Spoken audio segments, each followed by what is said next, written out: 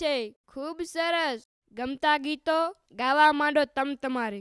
ભાઈબંધો બનાવો, મજા કરો. પણ આવું બધું તમારે કરવું છે શું કામ? ભલે તમે નિશાળે જાજો અને આવું બધું કરજો, પણ એ તો કહો આવું બધું શા માટે કરવાના છો? અમે જાસુ નિશાળે, અરે વાહ, અમે જાસુ નિશાળે, અરે